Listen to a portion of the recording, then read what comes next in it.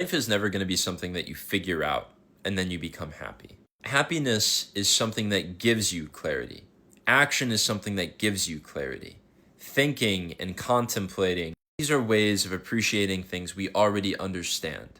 To think you're going to find something new in that contemplation or in that thought, to be wildly disconnected from the fact that your perception of reality is not reality itself. And so any frame of mind or thought that you have is contained within the reality you already believe to be objective, the reality that you're already experiencing. All thinking really is articulating something you already believe in to yourself so that you can cement it, remember it, and share it with other people. All true wisdom and understanding of the world comes from direct experience. I don't just mean the external things happening to you, I mean your heart being open enough to perceive something differently than how you do.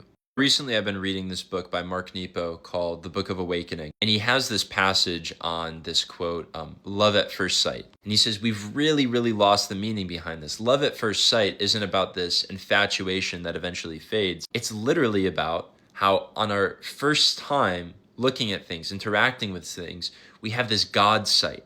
We see things exactly as they are in reality with almost no filter for just a fraction of a second before we, plummet it down into our own judgments and conceptualizations and references. It's not that that God sight was accurate. It's not that the God sight gave you the entire picture. The God sight was just open.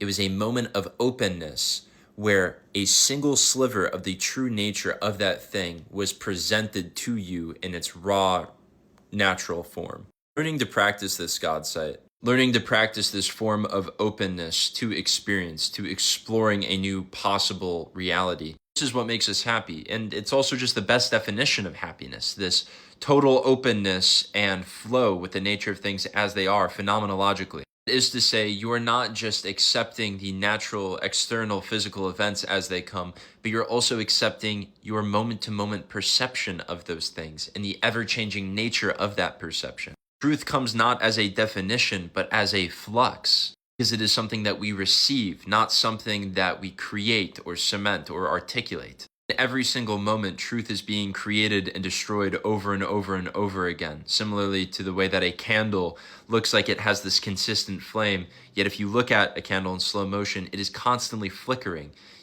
So it is the openness to each passing moment into that flux that allows us to see that bigger, more consistent flame that we would consider the ultimate truth. But it is only accessible through this act of non-definition, through this act of openness and peace. So stop. Just whatever you're doing, just stop it. Just be compassionate, be open, be accepting. That's all you need. You don't need to try, you don't need to force.